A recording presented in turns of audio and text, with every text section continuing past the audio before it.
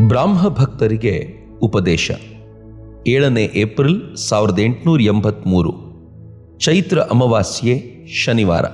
ಪರಮಹಂಸರು ಭವನಾಥ, ರಾಖಾಲ, ಮಾಸ್ಟರ್ ಇವರೇ ಮೊದಲಾದವರೊಡನೆ ಕಲ್ಕತ್ತದಲ್ಲಿರುವ ಬಲರಾಮನ ಮನೆಗೆ ಬಂದಿದ್ದಾರೆ. ಬಲರಾಮ ಪರಮಹಂಸರ ಇಚ್ಛೆಗನುಸಾರ ಕೆಲವು ಮಂದಿ ಯುವಕರನ್ನು ಊಟಕ್ಕೆ ಕರೆದಿದ್ದಾನೆ. ಪರಮಹಂಸರು ಅನೇಕ ವೇಳೆ ಆತನಿಗೆ ಹೇಳಿದ್ದರು, ಆಗಾಗ ಈ ಹುಡುಗರನ್ನು ಮನೆಗೆ ಕರೆದುಕೊಂಡು ಹೋಗಿ ಅನ್ನ ಹಾಕು, ಅದರಿಂದ ಅನೇಕ ಸಾಧುಗಳಿಗೆ ಅನ್ನ ಹಾಕಿದ ಪುಣ್ಯ ಬರುತ್ತದೆ ಎಂಬುದಾಗಿ. ಪರಮಹಂಸರು ತಮ್ಮ ಯುವಕ ಶಿಷ್ಯರನ್ನು ಕಾಮಕಾಂಚನ ಸ್ಪರ್ಶ ವಿಹೀನರಾದ ಭಗವಂತನ ಅಂಶಗಳೇ ಎಂಬುದಾಗಿ ಭಾವಿಸುತ್ತಿದ್ದರು. ಕೆಲವು ದಿನಗಳ ಹಿಂದೆ ಪರಮಹಂಸರು ನವಬೃಂದಾವನ ಎಂಬ ನಾಟಕ ನೋಡಲು ಕೇಶವಸೇನನ ಮನೆಗೆ ಹೋಗಿದ್ದರು. ನರೇಂದ್ರ, ರಾಖಾಲ ಅವರನ್ನು ಹಿಂಬಾಲಿಸಿದ್ದರು. ನರೇಂದ್ರನು ಆ ನಾಟಕದಲ್ಲಿ ಪಾರ್ಟು ತೆಗೆದುಕೊಂಡಿದ್ದ. ಕೇಶವಸೇನ ಅದರಲ್ಲಿ ಪವಹಾರಿ ಬಾಬಾನ ಪಾರ್ಟು ತೆಗೆದುಕೊಂಡಿದ್ದ.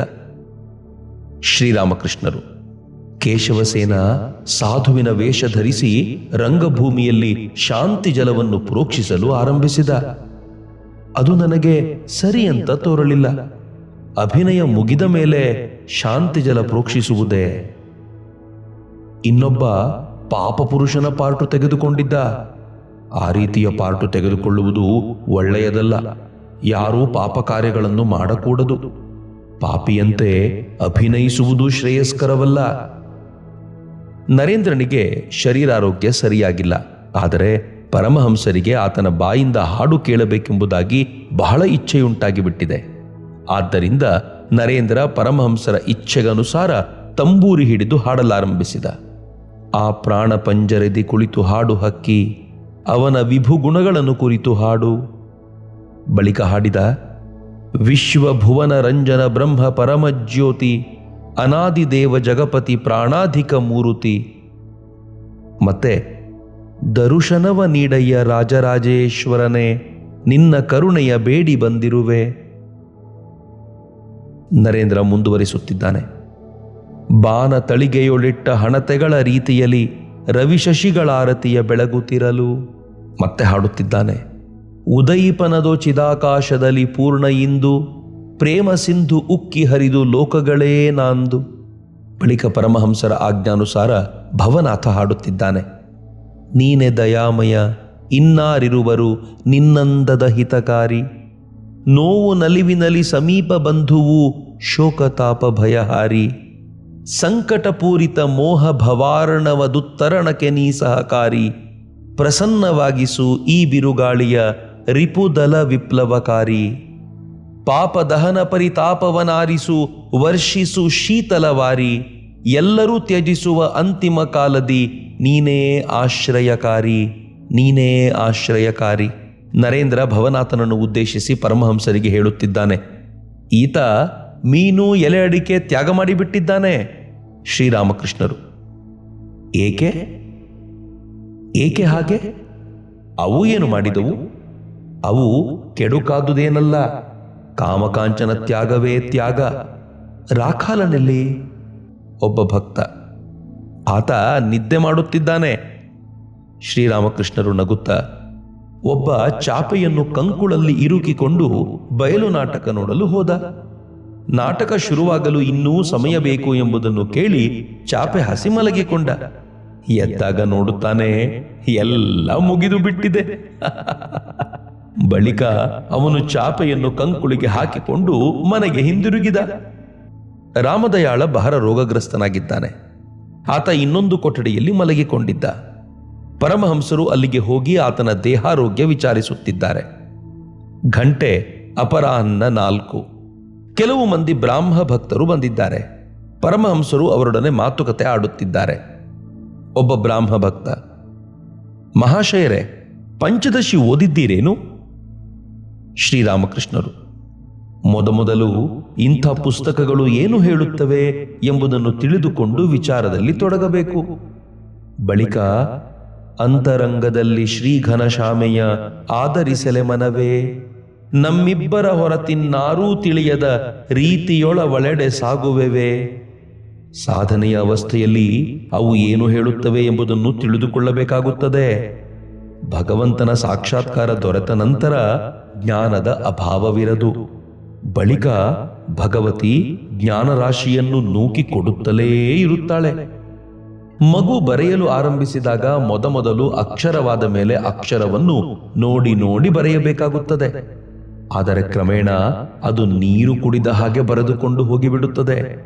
ಚಿನ್ನ ಕರಗಿಸುವಾಗ ಬಹಳ ಚಟುವಟಿಕೆಯಿಂದ ಕೆಲಸ ಮಾಡಬೇಕು. ಒಂದು ಕೈಯಲ್ಲಿ ತಿದಿ, ಇನ್ನೊಂದು ಕೈಯಲ್ಲಿ ಬೀಸಣಿಗೆ, ಬಾಯಲ್ಲಿ ಊದುಕೊಳ್ಳುವೆ, ಚಿನ್ನ ಕರಗದವರೆಗೆ. ಕರಗಿದ ನಂತರ ಅಚ್ಚಿಗೆ ಸುರಿದ ಒಡನೆ ನಿಶ್ಚಿಂತೆ. ಶಾಸ್ತ್ರಗಳನ್ನು ಕೇವಲ ಓದಿಬಿಟ್ಟರೆ ಸಾಲದು. ಕಾಮಕಾಂಚನಾಸಕ್ತಿ ಇತ್ತು ಎಂದರೆ ಶಾಸ್ತ್ರಗಳ ಮರ್ಮ ತಿಳಿಯಲು ಅದು ಬಿಟ್ಟುಕೊಡುವುದಿಲ್ಲ. ಸಂಸಾರಾಸಕ್ತಿಯ ದೆಸೆಯಿಂದ ಜ್ಞಾನ ಲೋಪವಾಗಿ ಬಿಡುತ್ತದೆ. ಅತುಲ ಆಸಕ್ತಿಯಲ್ಲಿ ಕಾವ್ಯನಾಟ್ಯಾದಿಗಳ ಒಂದಿನೆತು ಬಿಡದೆ ನಾ ಕಲಿತಿದ್ದರೂ ಶ್ರೀಕೃಷ್ಣನೊಲವಿನಲ್ಲಿ ಸೆರೆಯಾಗಿ ನಾನಿಂದು ಆ ಎಲ್ಲ ಕಲಿಕೆಗಳ ಮರೆತಿರುವೆ. ಕೇಶವಸೇನ ಯೋಗಿ ಭೋಗಿ ಎರಡೂ. ಸಂಸಾರದಲ್ಲಿದ್ದರೂ ಭಗವಂತನ ಕಡೆಗೆ ಮನಸ್ಸನ್ನು ಇಟ್ಟಿದ್ದಾನೆ. ಒಬ್ಬ ಭಕ್ತ ಕಲ್ಕತ್ತಾ ವಿಶ್ವವಿದ್ಯಾನಿಲಯದ ಪಟ್ಟಪ್ರಧಾನ ಸಭೆಯ ಕಾನ್ವೊಕೇಶನ್ ಅಸೆಂಬ್ಲಿಯ ಸಂಬಂಧವಾಗಿ ವರ್ಣಿಸುತ್ತಾ ಹೇಳಿದ, ಅದು ಒಂದು ಜನಾರಣ್ಯವೇ ಆಗಿ ಕಂಡಿತು ಎಂಬುದಾಗಿ. ಶ್ರೀರಾಮಕೃಷ್ಣರು, ಅನೇಕ ಜನ ಒಟ್ಟಿಗೆ ಸೇರಿರುವುದನ್ನು ಕಂಡರೆ ನನಗೆ ಉದ್ದೀಪನವಾಗಿ ಬಿಡುತ್ತದೆ. ನಾನು ಅದನ್ನು ನೋಡಿದ್ದರೆ ಭಾವೋದ್ರೇಕವಾಗಿ ಬಿಡುತ್ತಿತ್ತು. 8ನೇ ಏಪ್ರಿಲ್ 1883 ಚೈತ್ರ ಶುಕ್ಲ ಪಾಡ್ಯಮಿ ಭಾನುವಾರ. ಪರಮಹಂಸರು ದಕ್ಷಿಣೇಶ್ವರದ ತಮ್ಮ ಕೊಠಡಿಯಲ್ಲಿ ಬಾಲಕನೋಪಾದಿಯಲ್ಲಿ ಕುಳಿತುಕೊಂಡಿದ್ದಾರೆ. ಅವರ ಹತ್ತಿರ ಇನ್ನೊಬ್ಬ ಹುಡುಗ ರಾಖಾಲ ಕುಳಿತುಕೊಂಡಿದ್ದಾನೆ. ಮಾಸ್ಟರ್ ಕೊಠಡಿಯನ್ನು ಪ್ರವೇಶಿಸಿ ಪರಮಹಂಸರಿಗೆ ಸಾಷ್ಟಾಂಗ ಪ್ರಣಾಮ ಮಾಡಿದ. ಪರಮಹಂಸರ ಅಣ್ಣನ ಮಗ ರಾಮಲಾಲನು ಕೊಠಡಿಯಲ್ಲಿ ಕುಳಿತಿದ್ದಾನೆ. ಕಿಶೋರಿ, ಮಣಿಲಾಲ, ಮಲ್ಲಿಕ ಇವರೇ ಮೊದಲಾದ ಭಕ್ತರು ಕ್ರಮಕ್ರಮೇಣ ಬಂದು ಸೇರಿದರು. ಮಣಿಮಲ್ಲಿಕ ಒಬ್ಬ ವ್ಯಾಪಾರಿ. ಕಾಶಿಯಲ್ಲಿ ಆತನಿಗೆ ಒಂದು ಬಂಗಲೆ ಇದೆ. ಈಗ ತಾನೇ ಅಲ್ಲಿಗೆ ಹೋಗಿ ಬಂದಿದ್ದಾನೆ. ಶ್ರೀರಾಮಕೃಷ್ಣರು, ನೀನು ಕಾಶಿಗೆ ಹೋಗಿದ್ದೆಯಲ್ಲ, ಅಲ್ಲಿ ಯಾರಾದರೂ ಸಾಧುಗಳನ್ನು ದರ್ಶನ ಮಾಡಿ ಬಂದೆಯಾ? ಮಣಿಲಾಲ, ಹೌದು, ತ್ರೈಲಂಗಸ್ವಾಮಿ, ಭಾಸ್ಕರಾನಂದ ಇವರೇ ಮೊದಲಾದವರನ್ನು ನೋಡಿ ಬಂದೆ. ಶ್ರೀರಾಮಕೃಷ್ಣರು, ಅವರ ವಿಷಯವಾಗಿ ನಮಗೆ ಸ್ವಲ್ಪ ತಿಳಿಸು.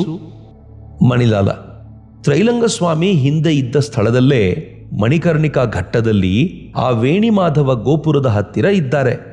ಜನ ಹೇಳುತ್ತಿದ್ದಾರೆ, ಹಿಂದೆ ಇವರು ಉಚ್ಚ ಅವಸ್ಥೆಯಲ್ಲಿದ್ದರು. ಬಹಳ ಬಹಳ ಅದ್ಭುತ ಪವಾಡಗಳನ್ನು ಮಾಡಿ ತೋರಿಸಲು ಶಕ್ತಿಯಾಗಿದ್ದರು.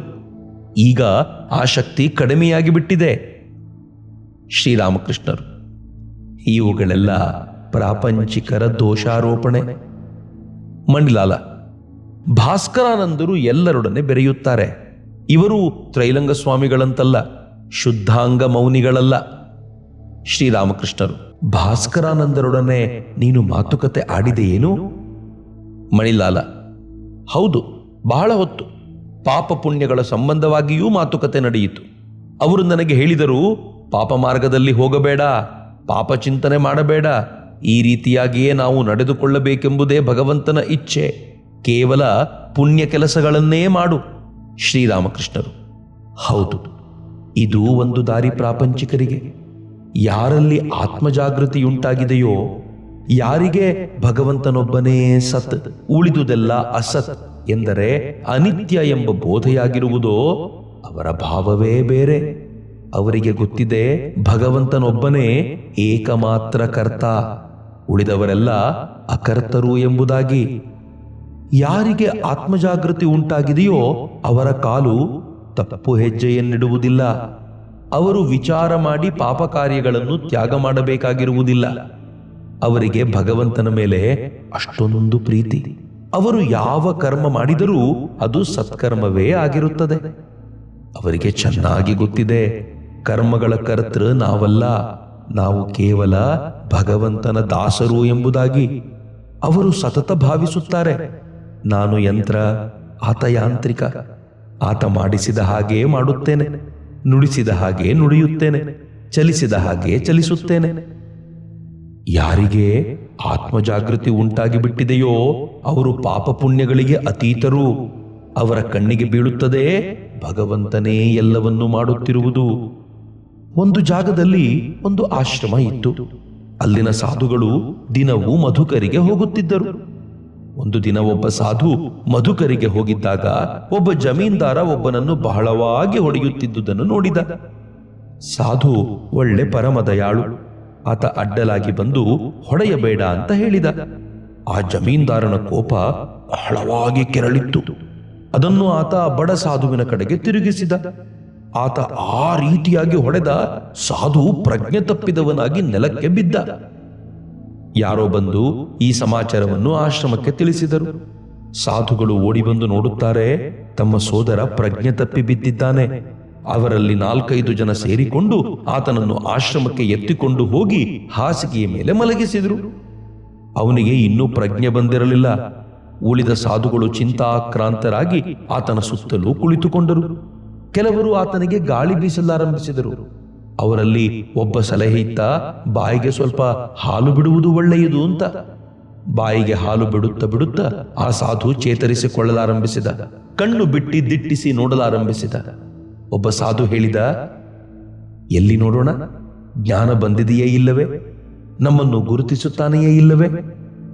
ಆಗ ಆತ ಗಟ್ಟಿಯಾಗಿ ಕೂಗಿ ಹೇಳಿದ, ಮಹಾರಾಜ್, ನಿಮಗೆ ಹಾಲು ಯಾರು ಕುಡಿಸುತ್ತಾ ಇದ್ದಾರೆ? ಆ ಸಾಧು ಮೆತ್ತ ಮೆತ್ತಗೆ ಉಸಿರೆಳೆದು ಹೇಳಿದ, ಸೋದರ, ಯಾರು ನನ್ನನ್ನು ಬಡಿದು ಹಾಕಿದನೋ ಆತನೇ ಈಗ ಹಾಲನ್ನು ಕುಡಿಸುತ್ತಿದ್ದಾನೆ. ಭಗವಂತನ ಸಾಕ್ಷಾತ್ಕಾರ ದೊರೆಯದ ಹೊರತು ಈ ರೀತಿಯ ಮಾನಸಿಕ ಅವಸ್ಥೆ ಉಂಟಾಗದು. ಮಣಿಲಾಲ, ಮಹಾರಾಜ್, ಈಗ ನೀವು ತಿಳಿಸಿದರಲ್ಲ, ಅದು ಉಚ್ಚ ಅವಸ್ಥೆಗೆ ಸೇರಿದ ಮನುಷ್ಯನಿಗೆ ಅನ್ವಯಿಸತಕ್ಕದ್ದು. ಭಾಸ್ಕರಾನಂದರೊಡನೆ ಹೀಗೆ ಏನೇನೋ ಮಾತುಕತೆ ನಡೆಯಿತು. ಶ್ರೀರಾಮಕೃಷ್ಣರು, ಆತ ಯಾರ ಮನೆಯಲ್ಲಾದರೂ ಇದ್ದಾನೆಯೇ? ಮಣಿಲಾಲ, ಹೌದು, ಒಬ್ಬ ಭಕ್ತನ ಮನೆಯಲ್ಲಿ. ಶ್ರೀರಾಮಕೃಷ್ಣರು, ವಯಸ್ಸೆಷ್ಟು? ಮಣಿಲಾಲ, 55 ಇರಬಹುದು. ಶ್ರೀರಾಮಕೃಷ್ಣರು, ಇನ್ನೇನಾದರೂ ಮಾತುಕತೆ ನಡೆಯಿತೆ? ಮಣಿಲಾಲ, ಭಕ್ತಿಯನ್ನು ಬೆಳೆಸಿಕೊಳ್ಳುವುದು ಹೇಗೆ ಅಂತ ಪ್ರಶ್ನಿಸಿದೆ. ಅವರು ಹೇಳಿದರು, ಭಗವನ್ ನಾಮ ಜಪ ಮಾಡು, ರಾಮನಾಮ ಜಪ ಮಾಡು. ಶ್ರೀರಾಮಕೃಷ್ಣರು, ಇದು ಬಹಳ ಒಳ್ಳೆಯ ಬುದ್ಧಿವಾದ. ಕಾಳಿ ದೇವಾಲಯದ ಎಲ್ಲ ದೇವಾಲಯಗಳಲ್ಲೂ ಮಧ್ಯಾಹ್ನದ ಪೂಜೆ ಮುಗಿದು ಭೋಗಾರತಿಯ ಗಂಟೆಗಳ ಶಬ್ದ ಕೇಳಿ ಬರಲಾರಂಭಿಸಿತು. ಬೇಸಿಗೆಯ ಮಧ್ಯಾಹ್ನವಾದ್ದರಿಂದ ಸೂರ್ಯ ಬಹಳ ತೀಕ್ಷ್ಣವಾಗಿದ್ದಾನೆ. ಗಂಗೆಯಲ್ಲಿ ಉಬ್ಬರ ಬರಲಾರಂಭಿಸಿದೆ. ದಕ್ಷಿಣ ದಿಕ್ಕಿನಿಂದ ಗಾಳಿ ಬೀಸುತ್ತಿದೆ. ಪರಮಹಂಸರು ಊಟ ಮುಗಿಸಿ ವಿಶ್ರಮಿಸಿಕೊಳ್ಳುತ್ತಿದ್ದಾರೆ. ರಾಖಾಲನ ಊರು ಇರುವುದು ಬಸಿರ್ಹಾಟಿನ ಹತ್ರ.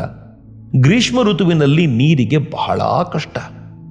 ಶ್ರೀರಾಮಕೃಷ್ಣರು ಮಣಿಲಾಲನಿಗೆ, ರಾಖಾಲ ಹೇಳುತ್ತಿದ್ದಾನೆ, ಅವರ ಊರಿನಲ್ಲಿ ನೀರಿನ ಅಭಾವ ಬಹಳ ಅಧಿಕ ಎಂಬುದಾಗಿ. ನೀನು ಏಕೆ ಅಲ್ಲಿ ಒಂದು ಕೊಳ ತೋಡಿಸಬಾರದು? ಅದು ಬಹಳ ಜನರಿಗೆ ಉಪಕಾರ ಮಾಡಿದಂತಾಗುತ್ತದೆ. ನಿನ್ನಲ್ಲಿ ಹಣ ತುಂಬ ಇದೆ, ಇಟ್ಟುಕೊಂಡು ಏನು ಮಾಡುತ್ತೀಯೇ? ಆದರೆ ಕೇಳಿದ್ದೇನೆ, ಗಾಣಿಗರು ತುಂಬಾ ಲೆಕ್ಕಾಚಾರ ಬುದ್ಧಿಯುಳ್ಳವರು ಎಂಬುದಾಗಿ. ಮಣಿಲಾಲ ನಿಜಕ್ಕೂ ಲೆಕ್ಕಾಚಾರ ಬುದ್ಧಿಯುಳ್ಳವನೇ. ಅವನಲ್ಲಿ ಹಣದ ಅಭಾವವೇನಿಲ್ಲ. ಈಗ ಕೆಲವು ಕಾಲದ ಹಿಂದೆ ಬಡ ವಿದ್ಯಾರ್ಥಿಗಳ ಪೋಷಣೆಗಾಗಿ 25,000 ರೂಪಾಯಿಯ ಶಾಶ್ವತ ವರಮಾನ ದಾನ ಎಂಡೋಮೆಂಟ್ ಮಾಡಿದ್ದಾನೆ. ಮಣಿಲಾಲ ಪರಮಹಂಸರು ತಮ್ಮ ಜಾತಿಯ ಸಂಬಂಧವಾಗಿ ಆಡಿದ ಮಾತುಗಳಿಗೆ ಯಾವ ಉತ್ತರವನ್ನು ಕೊಡಲಿಲ್ಲ. ಆದರೆ ಸ್ವಲ್ಪ ಹೊತ್ತಾದ ಮೇಲೆ ಆ ಮಾತು ಈ ಮಾತು ಆಡುತ್ತಾ ತನ್ನ ಜಾತಿಯ ಸಂಬಂಧವಾಗಿ ಮಾತೆತ್ತಿ ಹೇಳಿದ, ಮಹಾಶಯರೇ, ಕೊಳ ತೋಡಿಸುವ ವಿಷಯವಾಗಿ ಹೇಳಿದಿರಿ, ಅಷ್ಟಕ್ಕೆ ಮಾತು ನಿಲ್ಲಿಸಿ ಬಿಟ್ಟಿದ್ದರೆ ಚೆನ್ನಾಗಿತ್ತು.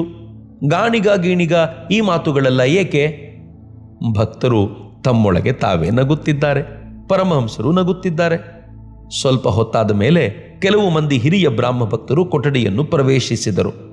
ಕೊಠಡಿ ಭಕ್ತರಿಂದ ತುಂಬಿದೆ. ಪರಮಹಂಸರು ಉತ್ತರಾಭಿಮುಖವಾಗಿ ತಮ್ಮ ಹಾಸಿಗೆಯ ಮೇಲೆ ಕುಳಿತಿದ್ದಾರೆ. ನಗುತ್ತಾ ಬಹಳ ಆನಂದದಿಂದ ಬ್ರಾಹ್ಮ ಭಕ್ತರೊಡನೆ ಮಾತುಕತೆ ಆಡುತ್ತಿದ್ದಾರೆ. ಶ್ರೀರಾಮಕೃಷ್ಣರು, ನೀವು ಪ್ರೇಮ ಪ್ರೇಮ ಅನ್ನುತ್ತಲೇ ಇರುತ್ತೀರಿ. ಅದೇನು 3 ಕಾಸಿಗೆ ಸಿಕ್ಕತಕ್ಕದ್ದೇ? ಚೈತನ್ಯ ದೇವನಲ್ಲಿ ಪ್ರೇಮ ಉಂಟಾಗಿತ್ತು. ಅದಕ್ಕೆ 2 ವಿಶೇಷ ಗುಣಗಳಿವೆ. ಮೊದಲನೆಯದ್ದು, ಅದು ಈ ಜಗತ್ತನ್ನು ಮರೆಯುವಂತೆ ಮಾಡುತ್ತದೆ. ಭಗವಂತನನ್ನು ಕಂಡರೆ ಬಹಳ ಪ್ರೀತಿ. ಭಕ್ತ ಬಾಹ್ಯ ಜ್ಞಾನ ಶೂನ್ಯನಾಗಿ ಬಿಡುತ್ತಾನೆ. ಚೈತನ್ಯ ದೇವ ವನ ನೋಡಿ ಅದೇ ಬೃಂದಾವನ ಅಂತ ಭಾವಿಸಿದ, ಸಮುದ್ರ ನೋಡಿ ಅದೇ ಯಮುನೆ ಅಂತ ಭಾವಿಸಿದ. ಎರಡನೆಯದ್ದು, ಸ್ವಂತ ದೇಹ ಪ್ರತಿಯೊಬ್ಬನಿಗೂ ಬಹಳ ಪ್ರಿಯವಾದ ವಸ್ತು. ಅದರ ಮೇಲೂ ಮಮತೆ ಇರುವುದಿಲ್ಲ. ದೇಹಾತ್ಮ ಬುದ್ಧಿ ಆತನನ್ನು ಒಮ್ಮೆಗೇ ಬಿಟ್ಟು ತೊಲಗಿ ಹೋಗಿಬಿಡುತ್ತದೆ. ಭಗವಂತನ ಸಾಕ್ಷಾತ್ಕಾರ ದೊರೆತಿರುವುದಕ್ಕೆ ಕೆಲವು ಚಿಹ್ನೆಗಳಿವೆ. ಯಾರಲ್ಲಿ ಅನುರಾಗ ಸಂಪತ್ತು ವಿಶೇಷವಾಗಿ ವ್ಯಕ್ತವಾಗಿದೆಯೋ ಅವರು ಭಗವಂತನ ಸಾಕ್ಷಾತ್ಕಾರಕ್ಕಾಗಿ ಇನ್ನು ಹೆಚ್ಚು ಕಾಲ ಕಾಯಬೇಕಾಗಿರುವುದಿಲ್ಲ. ಅನುರಾಗದ ಸಂಪತ್ತು ಯಾವ್ಯಾವು? ವಿವೇಕ, ವೈರಾಗ್ಯ, ಭೂತದಯೆ, ಸಾಧು ಸೇವೆ, ಸಾಧು ಸಂಘ, ಭಗವನ್ನಾಮ ಗುಣಕೀರ್ತನೆ, ಸತ್ಯವಚನ, ಇವೇ ಮೊದಲಾದವು. ಇವೆಲ್ಲ ಸಾಧಕನಲ್ಲಿ ಇರುವುದು ಕಂಡು ಬಂದರೆ ನಿಸ್ಸಂದೇಹವಾಗಿ ಹೇಳಿಬಿಡಬಹುದು, ಆತನ ಭಗವತ್ ಸಾಕ್ಷಾತ್ಕಾರಕ್ಕೆ ಇನ್ನೂ ಹೆಚ್ಚಿನ ವಿಳಂಬವೇನಿಲ್ಲ ಎಂಬುದಾಗಿ. ಸೇವಕನ ಮನೆಯ ವ್ಯವಸ್ಥೆಯೇ ನಿಸ್ಸಂದೇಹವಾಗಿ ತಿಳಿಸಿಬಿಡುತ್ತದೆ ಅಲ್ಲಿಗೆ ಆತನ ಯಜಮಾನ ಭೇಟಿ ಕೊಡುತ್ತಾನೆಯೇ ಇಲ್ಲವೇ ಎಂಬುದನ್ನು. ಮೊದಲನೆಯದಾಗಿ, ಆಳಿನ ಮನೆಯ ಸುತ್ತಲೂ ಬೆಳೆದಿದ್ದ ಕಾಡೆಲ್ಲ ಹೋಗಿ ಸ್ವಚ್ಛವಾಗಿ ಕಾಣುತ್ತದೆ. ಎರಡನೆಯದಾಗಿ, ಮನೆಯ ಒಳಗೆಲ್ಲ ಸಾರಿಸಿ ಗುಡಿಸಿ ಅಲಂಕಾರ ಮಾಡಿರುತ್ತದೆ. ಮೂರನೆಯದಾಗಿ, ಅಂಗಳ ಪರಿಷ್ಕಾರ ಪರಿಚ್ಛಿನ್ನವಾಗಿರುತ್ತದೆ. ಕೊನೆಯಲ್ಲಿ ಯಜಮಾನನೇ ಅಲ್ಲಿಗೆ ತನ್ನ ರತ್ನಗಂಬಳಿ, ಗುಡುಗುಡಿ, ಇನ್ನೂ ಏನೇನೋ ವಸ್ತುಗಳನ್ನು ಕಳುಹಿಸಿಕೊಡುತ್ತಾನೆ. ಇವೆಲ್ಲ ಬರುತ್ತಿರುವುದು ಕಣ್ಣಿಗೆ ಬಿತ್ತು ಎಂದರೆ ಜನ ನಿಸ್ಸಂದೇಹವಾಗಿ ಭಾವಿಸಿಕೊಳ್ಳುತ್ತಾರೆ ಯಜಮಾನ ಈ ಮನೆಗೆ ಭೇಟಿ ಕೊಡುವುದರಲ್ಲಿದ್ದಾನೆ ಎಂಬುದಾಗಿ. ಒಬ್ಬ ಭಕ್ತ ಮೊದಲು ವಿಚಾರದಲ್ಲಿ ತೊಡಗಿ ಬಳಿಕ ಇಂದ್ರಿಯ ನಿಗ್ರಹ ಕಾರ್ಯಕ್ಕೆ ಕೈ ಹಚ್ಚಬೇಕೇ? ಶ್ರೀರಾಮಕೃಷ್ಣರು, ಅದು ಒಂದು ಮಾರ್ಗ, ವಿಚಾರ ಮಾರ್ಗ. ಭಕ್ತಿ ಮಾರ್ಗದಿಂದಲೂ ಅಂತರಿಂದ್ರಿಯ ನಿಗ್ರಹ ತನಗೆ ತಾನೇ ಆಗುತ್ತದೆ, ಸಹಜವಾಗಿ ಆಗುತ್ತದೆ. ಭಗವಂತನಲ್ಲಿ ಪ್ರೀತಿ ಅಧಿಕವಾದಷ್ಟೂ ಇಂದ್ರಿಯ ಸುಖ ಸಪ್ಪೆಯಾಗಿ ತೋರಿ ಬರಲಾರಂಭಿಸುತ್ತದೆ. ತಂದೆ ತಾಯಿಗಳು ಎಂದು ತಮ್ಮ ಮಗುವನ್ನು ಕಳೆದುಕೊಂಡು ದುಃಖಾಕ್ರಾಂತರಾಗಿದ್ದರೋ ಅಂದೇ ಅವರನ್ನು ವಿಷಯ ಸುಖ ಆಕರ್ಷಿಸಬಲ್ಲದೆ. ಭಕ್ತ ಭಗವಂತನನ್ನು ಪ್ರೀತಿಸಲಾಗುತ್ತಿಲ್ಲವಲ್ಲ, ಏನು ಮಾಡಲಿ? ಶ್ರೀರಾಮಕೃಷ್ಣರು, ಆತನ ನಾಮದಲ್ಲಿ ಅಭಿರುಚಿ ಉಂಟಾಗುವಂತೆ ವ್ಯಾಕುಲನಾಗಿ ಆತನಿಗೆ ಪ್ರಾರ್ಥನೆ ಮಾಡು. ಆತ ಸಕಲಾಭೀಷ್ಟದಾಯಕ, ನಿಶ್ಚಯವಾಗಿಯೂ ಪೂರ್ಣ ಮಾಡಿಕೊಡುತ್ತಾನೆ. ಹೀಗೆಂದು ಹೇಳಿ ಪರಮಹಂಸರು ಜೀವಿಗಳ ದುಃಖವನ್ನು ನೋಡಿ ಸಹಿಸಲಾರದೆ ಅವರಿಗೆ ಕೃಪೆ ಮಾಡುವಂತೆ ಅವರ ಪರವಾಗಿ ಭಗವತಿಯನ್ನು ತಮ್ಮ ಸುಮಧುರ ಕಂಠದಿಂದ ಪ್ರಾರ್ಥನೆ ಮಾಡುತ್ತಿದ್ದಾರೆ. ನಾನಾರ ದೂಷಿಸಲಿ, ನಾನೇ ತೋಡಿದ ಕೂಪದಾಳದಲ್ಲಿ ನಾನಾಗಿ ಮುಳುಗುತ್ತಿಹೇನು. ಅರಿವರ್ಗಗಳ ಹಿಡಿದು ನಿನ್ನ ಸುಕ್ಷೇತ್ರದಲ್ಲಿ ನಾನೇ ಈ ಬಾವಿಯನ್ನು ತೋಡಿರುವೆನು. ಕಾಲರೂಪದ ಕರಿಯ ನೀರೆದ್ದು ನುಗ್ಗುತ್ತಿದೆ, ಓ ತಾಯಿ ನಾ ನಿನಗೆ ಶರಣೆನುವೆನು.